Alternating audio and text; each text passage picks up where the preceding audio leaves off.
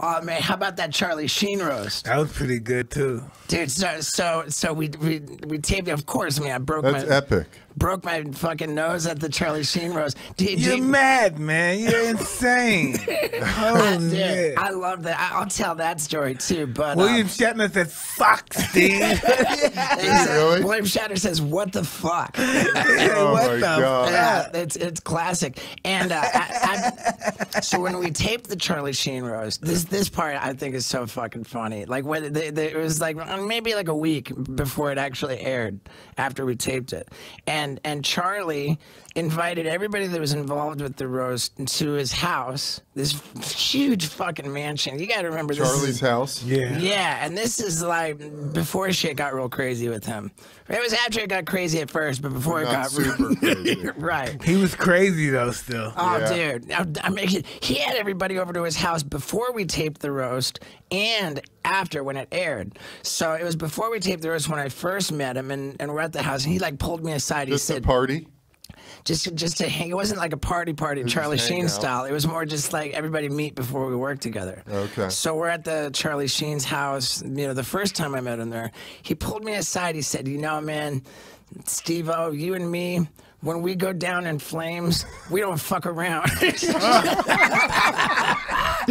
know, like, and I was, I felt like that was so cool.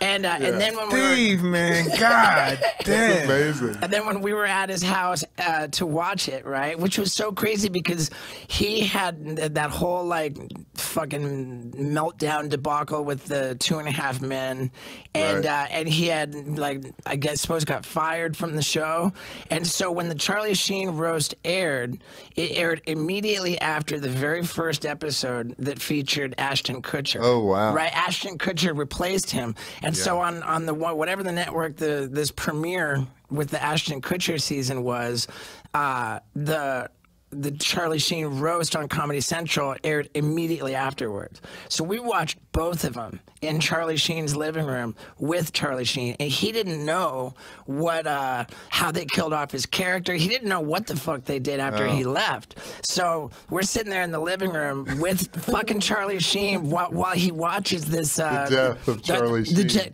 And it was like they had like he had died, and they had his urn with the ashes, and then like someone like bumbles it and like throws the fucking thing. There's the ashes go everywhere. There's a huge cloud, and as the cloud of ashes like comes down, Ashton Kutcher appears in the background, like, and Charlie watches that and he goes, "Oh shit, I got to give it to him. That's good." You know? He didn't know what to expect, and so then that same night, I'm like, "Hey, dude, Charlie, let's get a photo, take a selfie, me and Charlie Sheen," and I have to take the selfie, and then I'm like walking around, and I'm thinking, and I go over to Jeff Ross, and I go, "Dude, check it out. We're in the world's," I said, "I think we're in the world's most expensive crack house." Oh my God. and so I go over to Charlie Sheen. I go over to Charlie and I'm like, "Dude, can I tweet this photo with the caption that says, 'I think I'm in the world's most expensive crack house'?" And Charlie says, "Hilarious, go for it, yeah, you know, it's fucking great, I love it." And so I did, and then I had one of my stand-up shows, like local in somewhere in California that weekend. So I'm on the news the next morning, and someone like the lady, like, she's like, "Oh, can I interview you from my thing or whatever?" And she goes, "Is Charlie Sheen sober?" And I said, "I don't know, I don't think so." And because I said that, and because I tweeted about the crack house, I got a fucking phone call from his manager, this dude. He lived next door to him. The dude was furious, and I was like, "Fuck!" I didn't mean to rock the boat or upset anyone, but so then I got a hold of Charlie. He said, "I don't fucking care." The same situation as with Mike.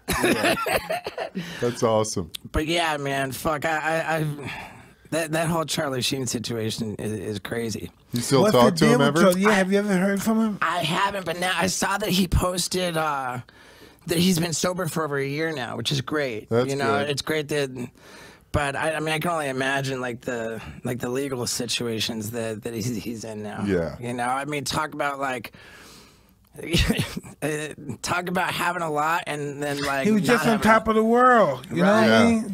He just got on top. Everybody was like, "What the fuck?" Charlie blew up. Dude, he had like. Especially even when he left the 2.5 Men, he turned that into this like unprecedented anger management contract that guaranteed like 90 episodes or something. Yeah. But in any case, from the Charlie Sheen roast, right? This is the greatest fucking story ever. This is the fucking greatest story ever, and like you'd think like, man, it's crazy. I broke my nose on Mike Tyson's fist at the Charlie Sheen roast, which, by the way, is, in my estimation, the fucking coolest way you could possibly break your nose. You know, like Steve-O, I don't know, man. I don't know, dude. But understand how beautiful it was, because the Charlie Sheen roast was 2011, right?